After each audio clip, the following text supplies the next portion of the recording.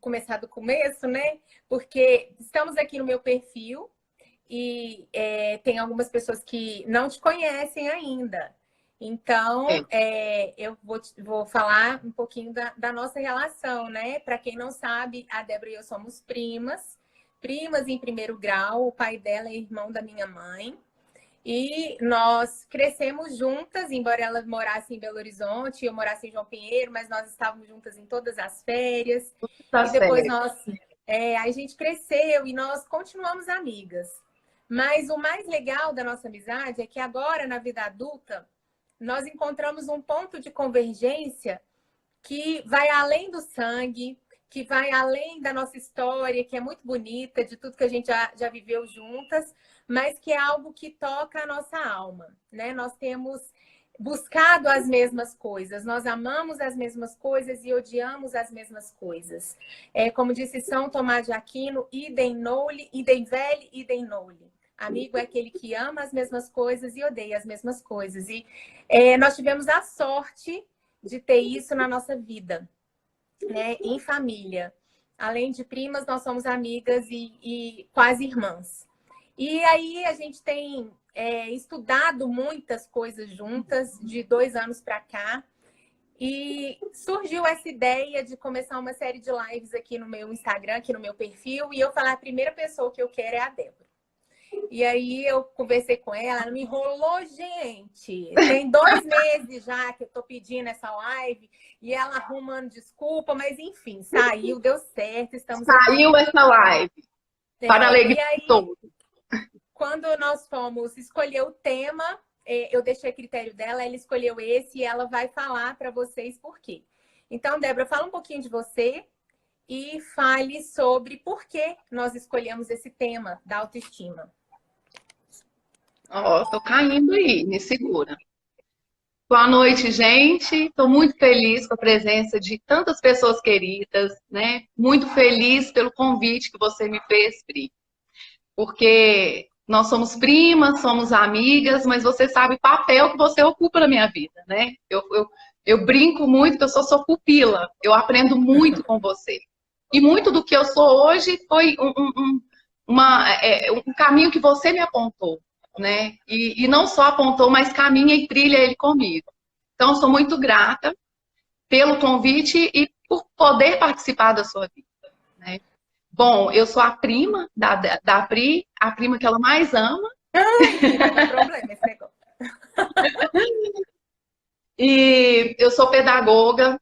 Antes de falar do meu currículo profissional, eu sou esposa do Paulo Júnior, arquiteto, sou mãe da Sara, de 13 anos, do Arthur, de 9, e sou pedagoga, né? Trabalhei como pedagoga, trabalhei com inteligência emocional, atuando com inteligência emocional por um bom tempo no Instituto Hortense, que tem um foco em educação socioemocional. Então, eu coordenava escolas municipais e instituições do terceiro setor, além de coordenar, né, na aplicação desse conteúdo nas escolas, eu atuava como palestrante, né, nesse cargo. Então, palestras, workshops, treinamentos, capacitações. E saí do Instituto no início do ano e continuei nesse mesmo segmento, mas agora como consultora pedagógica, né? Continuo palestrando, continuo com o mesmo foco. Hoje eu faço consultoria para uma empresa americana, né, que fica em Miami, que é o Cortana, que trabalha com desenvolvimento de funções executivas. E hoje, através da minha consultoria, a gente tem estruturado aí a implementação de educação socioemocional no programa. E a escolha do tema da autoestima... E ela também é estudante de psicologia. Esqueci. Ah, sim, bem lembrado. Estou me formando em psicologia também. A escolha do tema, Pri, é porque muito me preocupa falar de autoestima, porque muitas pessoas têm abordado esse tema de uma forma muito errônea, né? A gente com uma apresentação errada desse tema, tem muita falácia e tem umas vertentes que acabam distorcendo o verdadeiro conceito de autoestima. E eu acho importante a gente abordar isso, falar sobre isso, apresentar um conceito mais real, né? E como isso afeta as nossas vidas no dia a dia. Isso mesmo. E é um assunto que, offline, né, nos nossos encontros virtuais, aí, graças a Deus pelo WhatsApp, é um assunto sobre o qual nós temos falado, né, Débora? Com muita frequência. A gente conversa muito sobre isso informalmente, nós temos aprendido uma com a outra a esse respeito. E aí, e aí tem sido um assunto que tem sido recorrente nas nossas conversas. E por que não trazer isso, então, para mais gente? Já que tem sido tão bom para nós, que tem sido edificante, então, trazer isso para nós. Né? Temos ouvido realmente muito a respeito de autoestima, de diversos profissionais, especialmente das áreas de psicologia, que é uma área na qual você entrará no mercado em breve. Né, os coaches que estão também falando muito sobre autoestima, e ela entra em várias profissões. Consultores de moda, por exemplo, vão falar sobre autoestima, psiquiatras, pessoas que trabalham em empresas. Então, é um tema que está aí na nossa vida, e como você disse, muitas vezes de maneira errada. Então, eu quero começar te fazendo uma pergunta. Algo que a gente tem visto com muita frequência, infelizmente, nos nossos dias, são as notícias a respeito das doenças mentais recorrentes, especialmente a depressão, a bipolaridade também, dentre outras, algumas, por exemplo, os burnouts da vida, coisas assim, e doenças que podem levar a um fim muito trágico, que é o suicídio. Né? Nós terminamos agora o Setembro Amarelo. Então, e uma coisa que a gente escuta com muita frequência e que é inegável é que a depressão é o mal do século. Né? A gente tem escutado isso com muita frequência e existe alguém na sua roda de amigos que está depressivo, que está tomando remédio. Isso não é nenhuma vergonha. Mas será que esse surto, digamos assim, de depressão e até muitas vezes de suicídio, tem a ver com a autoestima? Isso tem a ver com baixa autoestima, com alta autoestima? O que você pode me falar a esse respeito? Então, Pri, antes de te responder, tia, beijo. Vai ficar salva a gravação, né, Pri? A gente vai postar depois.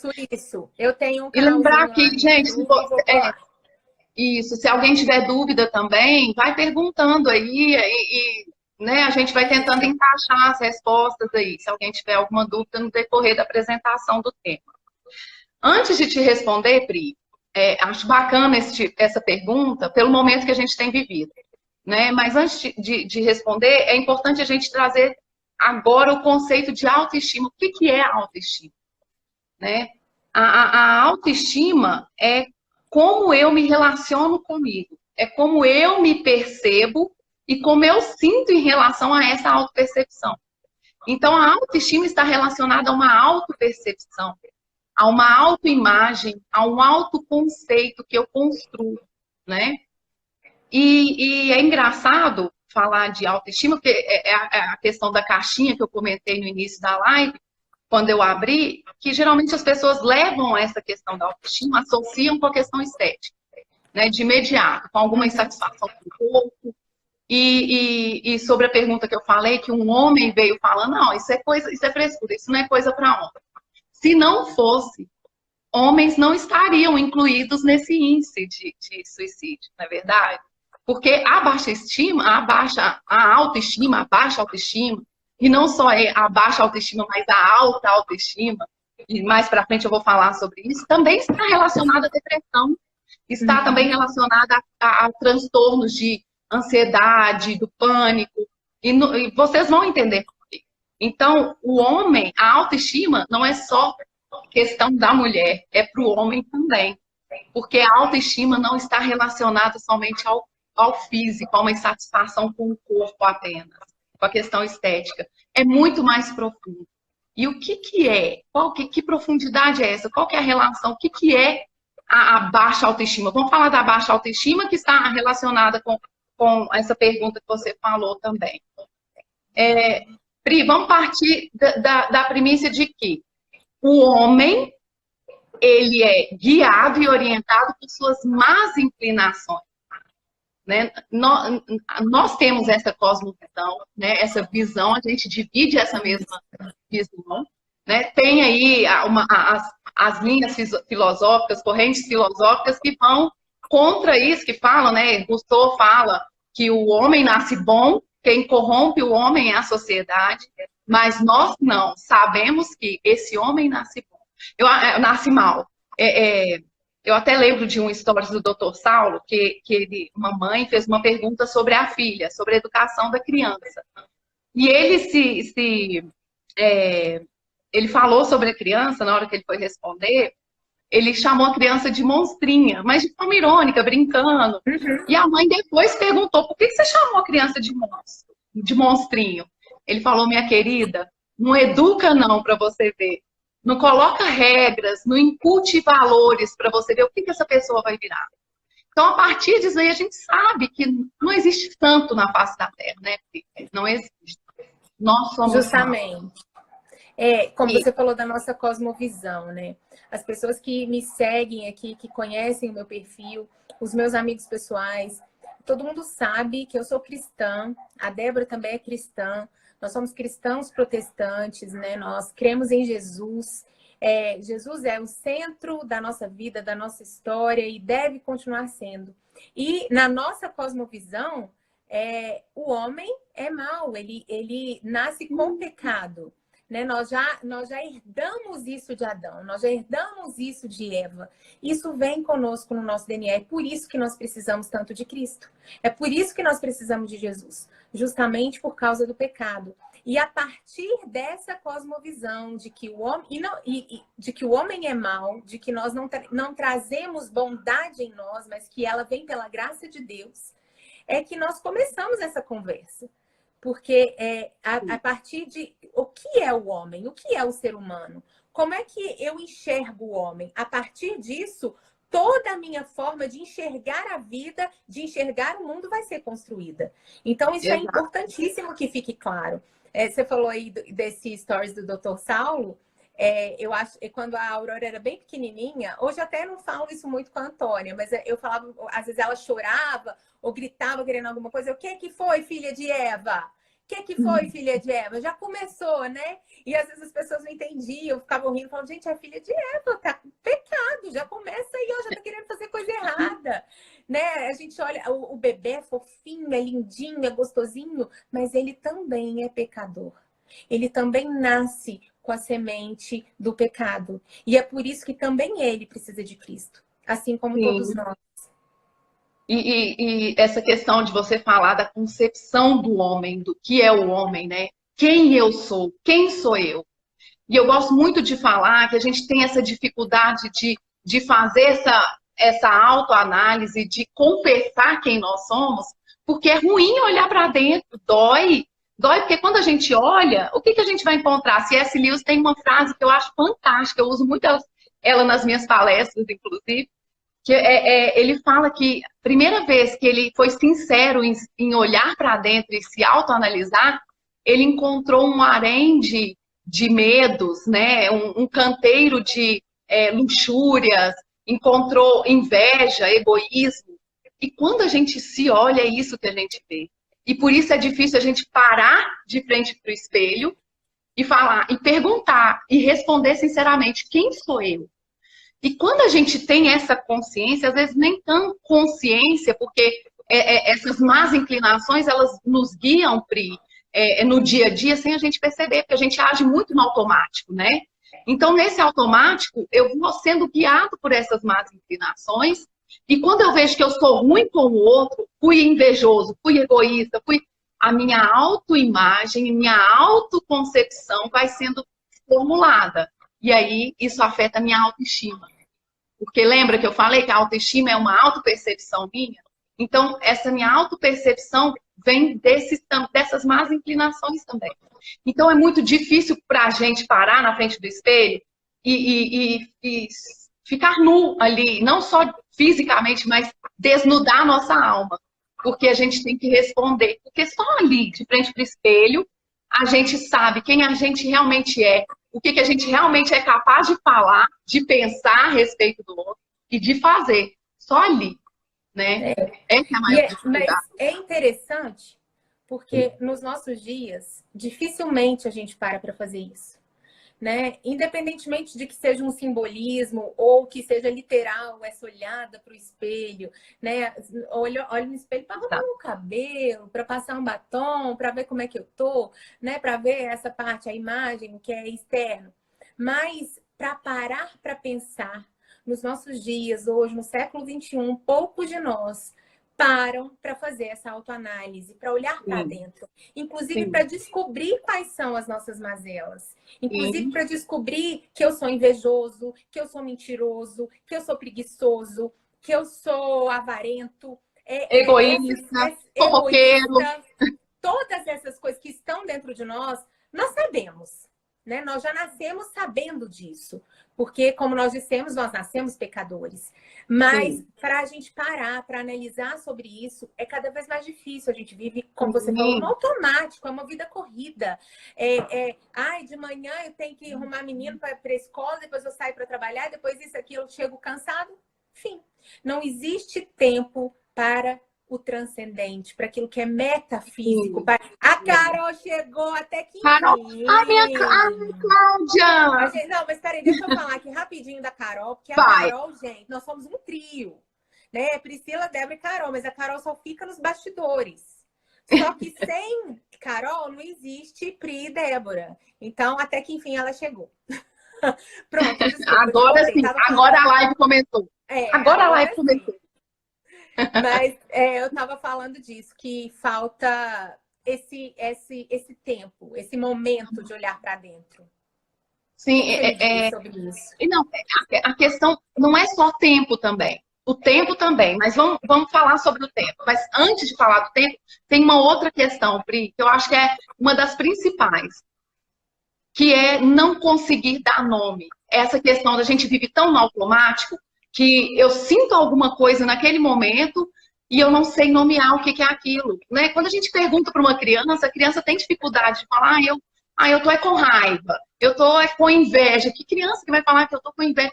E um adulto tem muita dificuldade também de nomear. Eu vejo isso como uma limitação da própria linguagem, do linguajar, do arcabouço, da nossa lista de condições de dar nome aos bois mesmo. Né? A inteligência emocional, inclusive, é uma ferramenta. Durante muito tempo, a inteligência emocional eu tinha meio que uma repulsa. Hoje eu uso muito a inteligência emocional porque é uma ferramenta. Assim como a psicanálise é uma ferramenta, assim como a TCC é uma ferramenta, porque uma abordagem sozinha não dá conta do ser humano. O ser humano não é uma caixinha, um quadradinho. Então, a inteligência emocional, nesse sentido, eu acho muito bacana porque ela ajuda a identificar, a nomear e a depois saber trabalhar com isso. Identificar, a partir do momento que eu identifico, aí sim eu consigo trabalhar.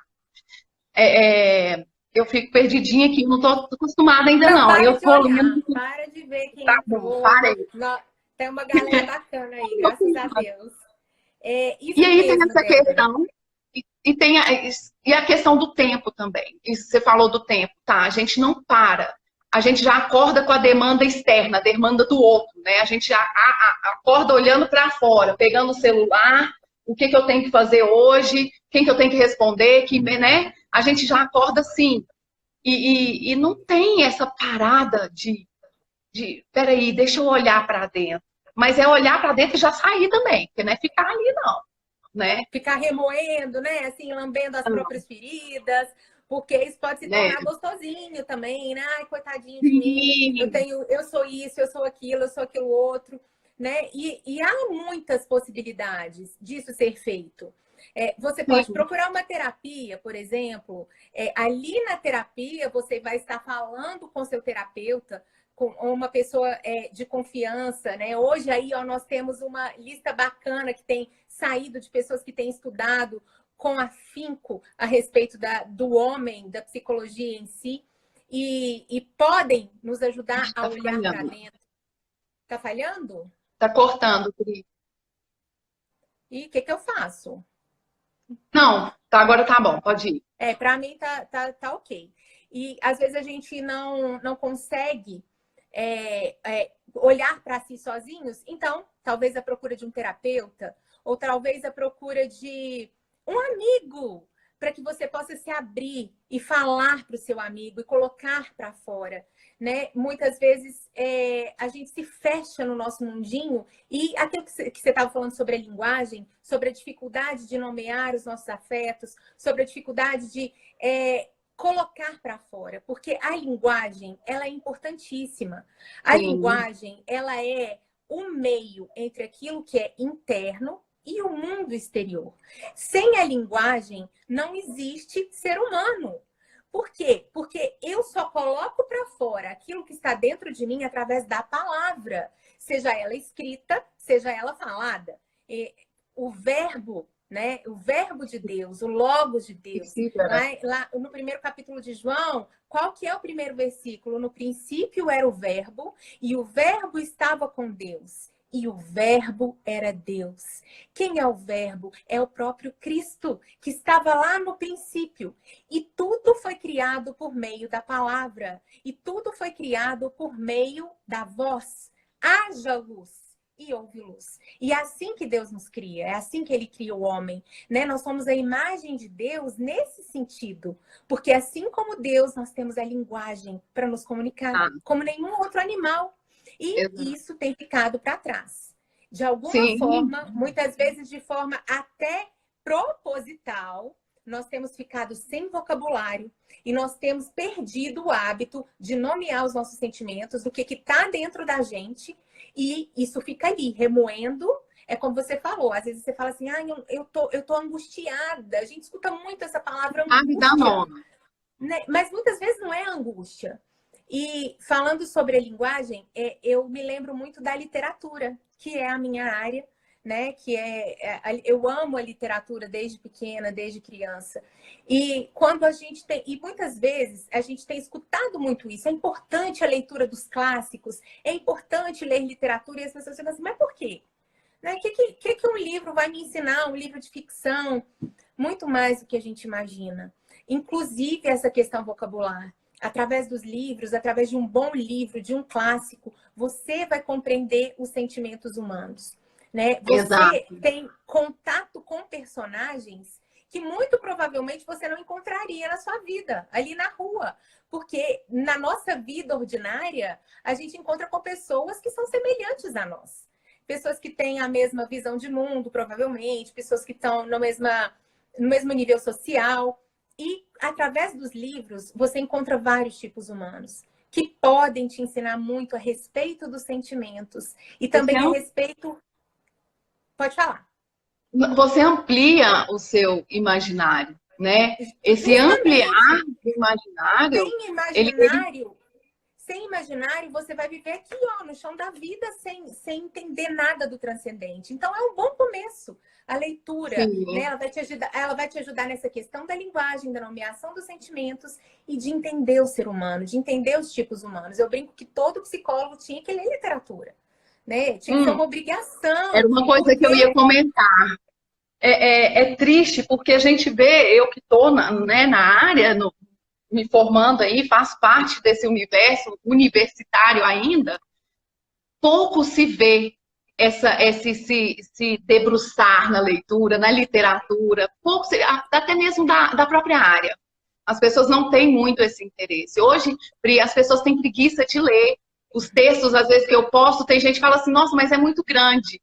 Quando virar novela, quando virar filme, eu leio. Eu assisto. Eu assisto. É triste isso, é triste, porque as pessoas hoje, elas leem a chamada do jornal, né? Aquelas notícias de blog, e fica resumido ali. E elas não percebem o quanto que o próprio pensamento vai se limitando também, porque através da linguagem, da aquisição dessa linguagem, da língua, que a gente vai ampliando a nossa própria forma de pensar e ver o mundo. O imaginário, então, né? O imaginário. O psicólogo, ele precisa ler. E nisso, assim, eu sou muito grata também ao nosso grupo, né? A Carol tá aí, a gente compartilha disso. A gente começou, inclusive, o nosso grupo através de estudo de política, depois a gente partiu para outras vertentes aí, estudamos literatura juntos, e isso é imprescindível para a vida. Né? E outro ponto também, Pri, a gente falou aí a questão de não conseguir identificar os nomes, né? De não dar nome aos bois, aos sentimentos, às emoções, o tempo, mas tem outra questão também. Qual que é a dificuldade de falar quem sou eu? Qual é a dificuldade? Aí entra a questão da baixa autoestima. Qual é a dificuldade? Dói. Dói olhar para dentro e ver essa má inclinação, que eu sou egoísta, eu sou invejoso, eu sou, né? E aí o que eu faço? Quando a gente sente dor, qual que é a primeira tendência nossa? Eu vou fugir da dor. E a gente pode dar um analgésico. Na hora. Que analgésico é esse? Ah, dor não. Por que não? Porque hoje a gente está imerso nessa cultura de seja feliz, né? Você merece ser feliz, se coloca em primeiro lugar. E aí a gente sai da baixa autoestima e vai para outro extremo, o amor próprio. Nossa, Débora, mas eu sempre ouvi falar que amor próprio é, tudo de bom. Então, é isso que é autoestima, né? Aí no senso comum, é se amar. É isso que é ter uma boa autoestima. Se amar. Quantas vezes a gente escuta essas frases?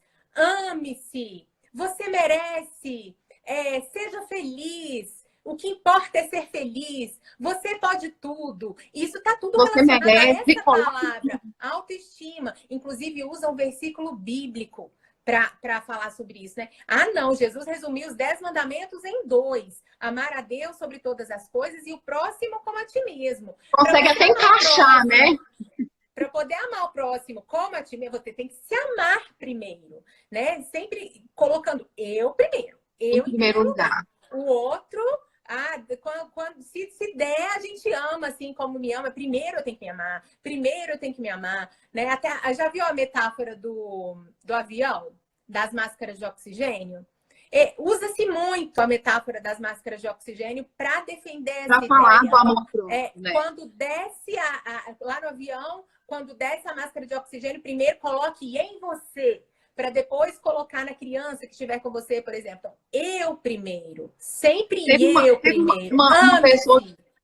Teve uma pessoa que comentou aqui, eu perdi aqui, mas ela falou alguma coisa assim, eu odeio essa frase. Ou frase, que eu tô tomando birra, Lude. Seja feliz. Seja feliz. Mas Lude, é o que a gente escuta hoje.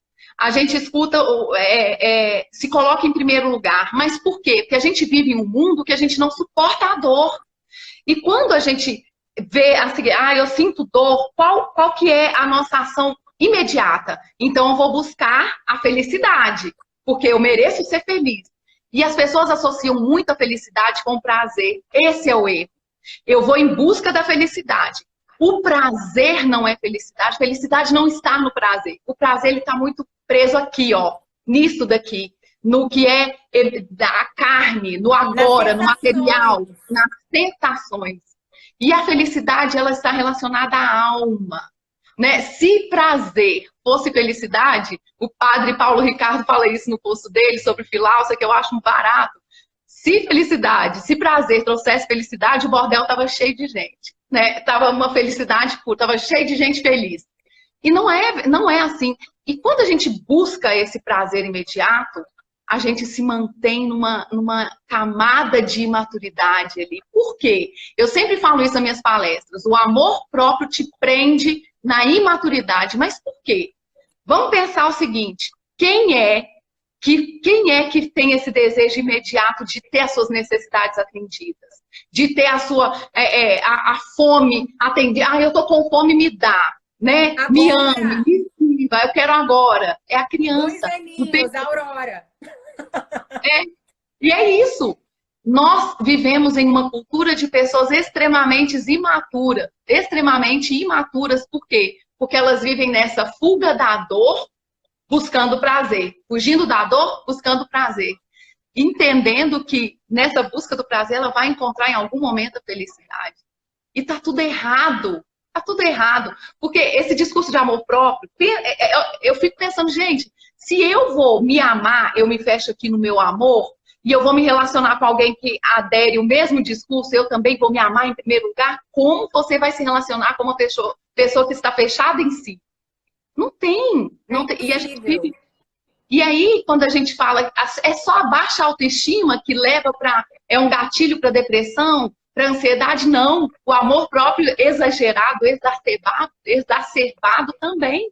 Esse amor próprio também causa as desordens emocionais. Porque você acaba relacionando com o outro de forma objetificada. Você coisifica o outro. Porque você não vê o outro como uma alma que se abre pedindo, necessitando também que você seja para ele. Né? A gente não enxerga dessa forma. E isso acaba se tornando uma bola de neve. É a cultura em que nós vivemos, né? O sexo fácil, o sexo casual, e isso é chamado de liberdade. Né? Eu posso o que se me faz feliz, será que faz feliz? Te traz prazer, um prazer momentâneo. Mas e aí o depois? Como é que fica tudo isso? Né? Eu estou objetificando o outro. Não estou não, ele também quis.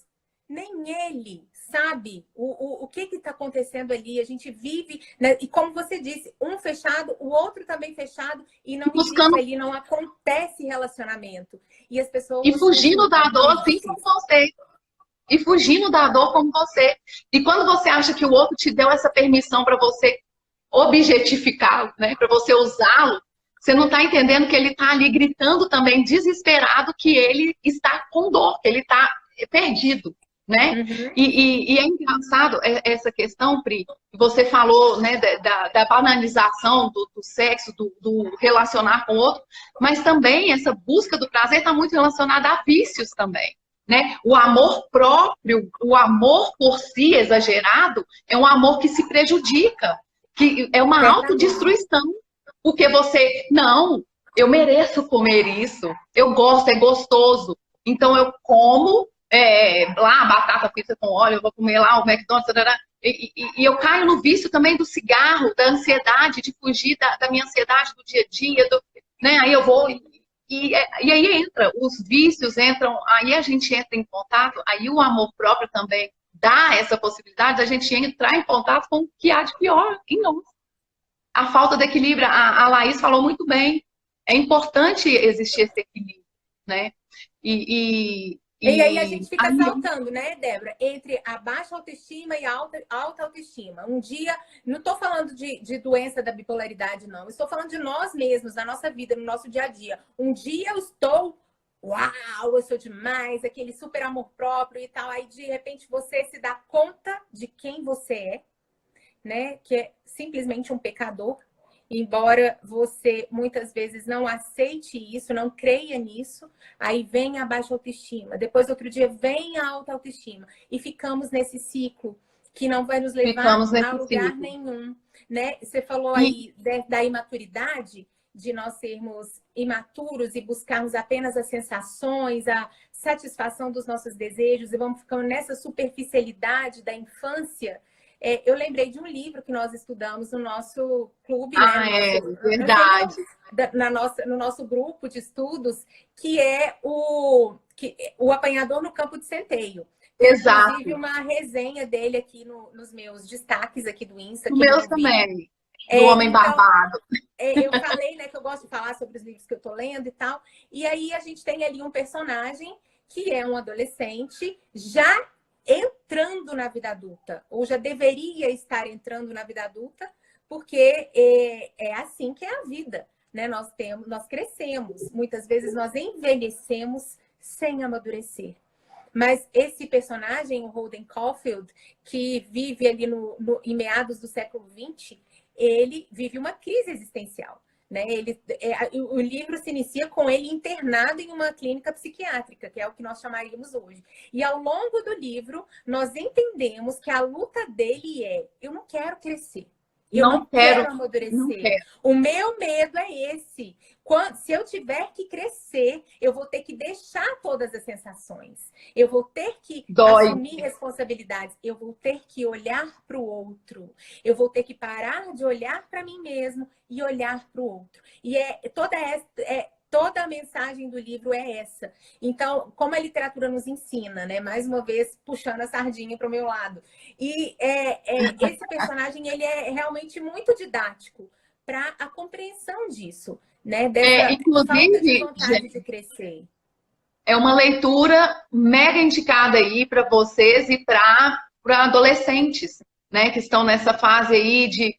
a fase da adolescência precisa ser muito trabalhada a questão da autoestima, né? Que é a fase que chama o apanhador O apanhador no campo de centeio. E outra questão, porque você estava falando, eu preciso olhar para o outro, né? A questão do sofrimento, da gente evitar esse sofrimento o tempo inteiro em busca do prazer, e esse prazer nos segurar ali naquela camada de maturidade, dessa adolescência tardia, né? Eu lembro muito do que Viktor Frankl falava, que é um psiquiatra, eu tenho até... Eu acho que eu menciono... Não, eu falo sobre ele em alguns textos que eu escrevi no meu feed, tem lá. E ele fala o seguinte, ele fala sobre o sentido da vida. O sentido da vida, aí é que entra a necessidade de se compreender a concepção do homem. Porque a gente educa o homem, orienta o homem, conforme a gente concebe esse homem, conforme a gente compreende esse homem. E a nossa compreensão de homem hoje é muito rasa, superficial. Eu falo pela própria psicologia. Eu estou lá na universidade, eu não tive nenhuma matéria, Priscila, que trabalhasse antropologia, a filosofia clássica, que retomasse lá a filosofia grega. O que é o homem? Eu vou me formar psicóloga e eu não ouvi esse questionamento em sala de aula, o que é o homem? Como eu vou trabalhar com o ser humano se eu não sei falar quem ele é? E aí o Viktor Frankl, ele fala da questão do sentido da vida, mas para eu compreender o sentido da minha vida, eu preciso compreender o que é esse homem, o que eu sou, né? E qual é a minha natureza? A natureza do homem, para você encontrar o verdadeiro sentido da vida, ele pauta em 3 pilares. É isso mesmo, João. Na faculdade não falamos nem sobre o homem, é o que eu falei. Não fala sobre o homem. É um absurdo. Né? A gente sai técnico. E a gente vai tratar o homem, mas técnico. Antes de você falar dos 3 pilares do Frankl, só fazer um comentário. Você falando sobre que na faculdade não se estuda antropologia, não se estuda filosofia, né? não se procura saber quem é o homem, o que é o homem. Eu me lembro agora da educação clássica, que é algo que eu tenho estudado já há alguns anos, né? Eu tenho a intenção muito forte no meu coração, já tenho uma resposta do Senhor sobre fazermos homeschooling com os nossos filhos, a educação domiciliar, e a educação clássica é o método que nós queremos seguir.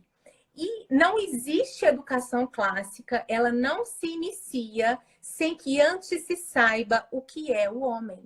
O que é o ser humano?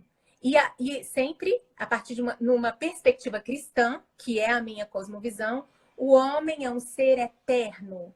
A alma dos meus filhos é imortal. Eu não preparo um filho para ser médico. Eu não preparo um filho para ser advogado. Eu não preparo um filho para falar 4 línguas. Isso é pequeno, isso é pouco, isso é superficial.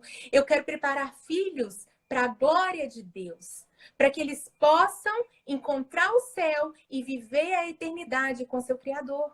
Essa é a nossa função. É a metafísica. Esse é o homem. Exatamente. A metafísica é muito além do físico. Não que estejamos desprezando o físico. Se der tempo, a gente vai falar sobre isso, né? Porque já falta 15 minutos para acabar.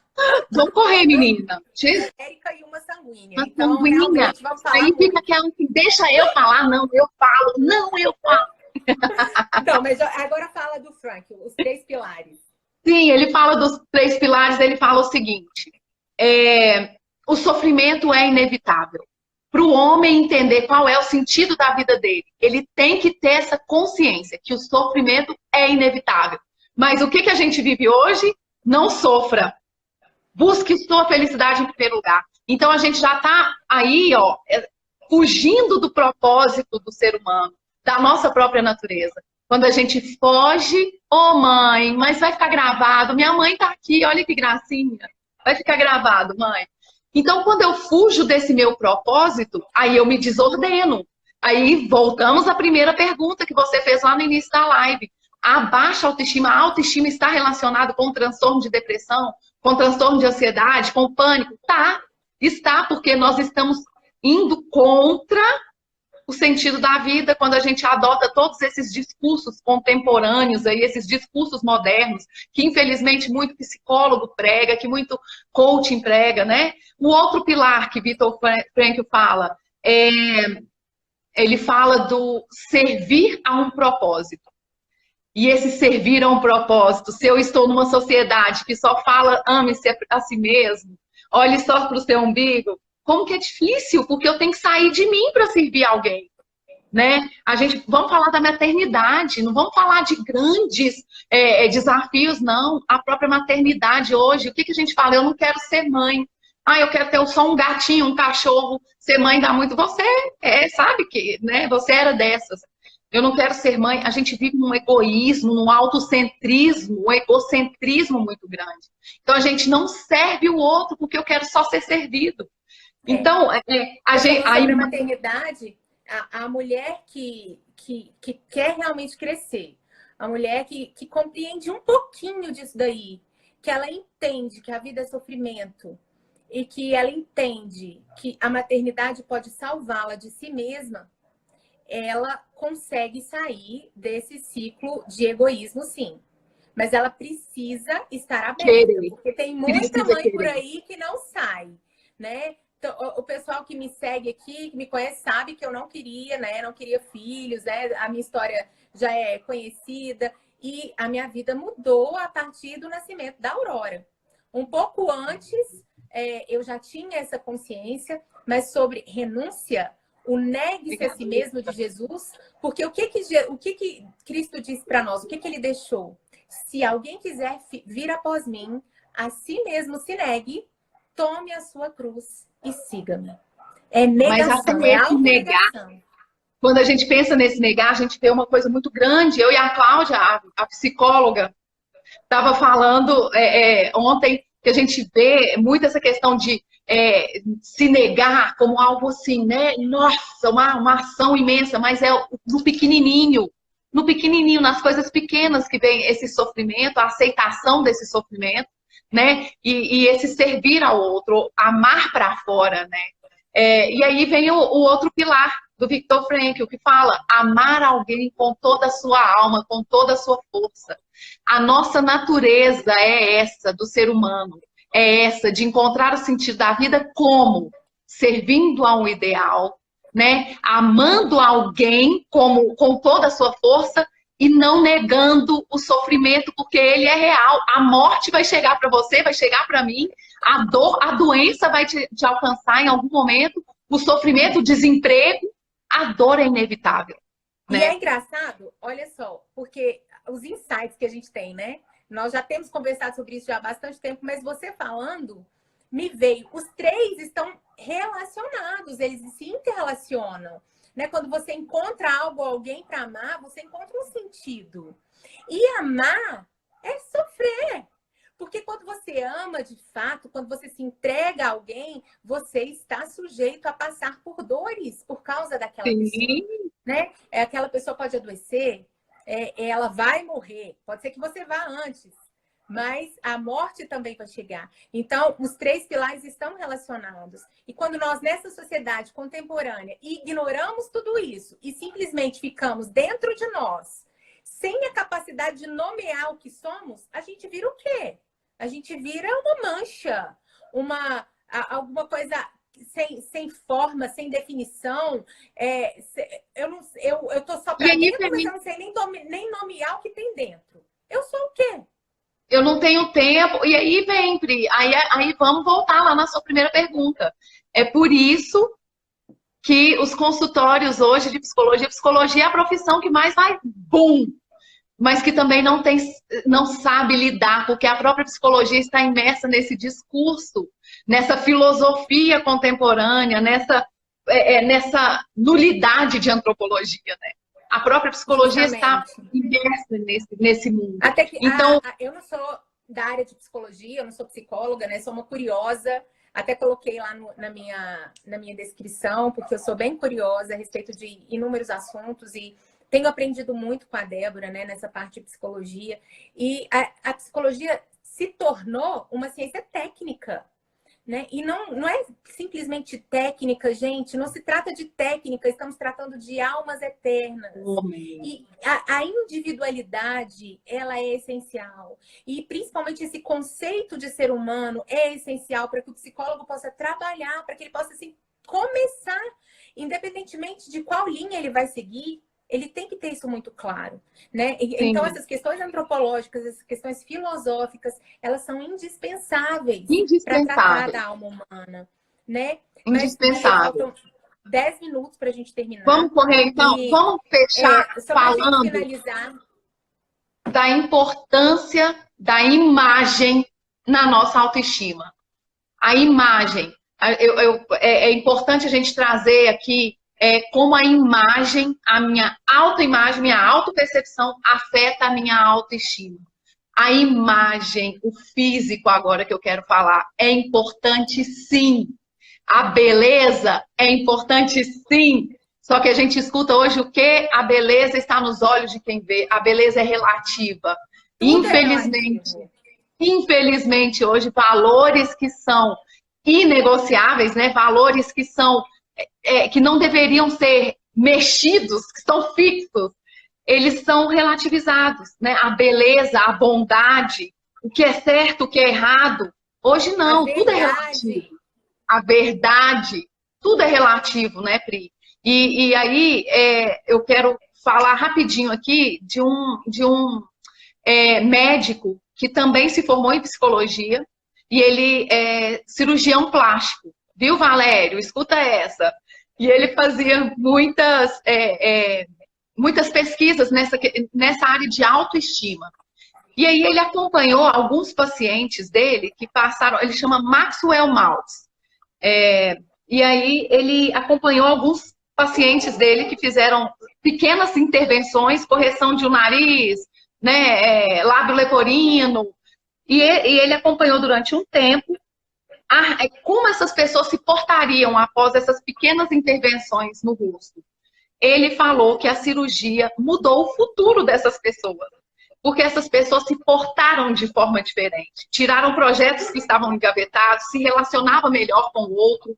A imagem importa sim, a beleza não é relativa. Se fosse, ninguém pararia, né, diante um pôr do sol e ficaria, né, paralisado, espantado, um espanto positivo, né? A beleza espanta, porque ela faz parte da nossa alma.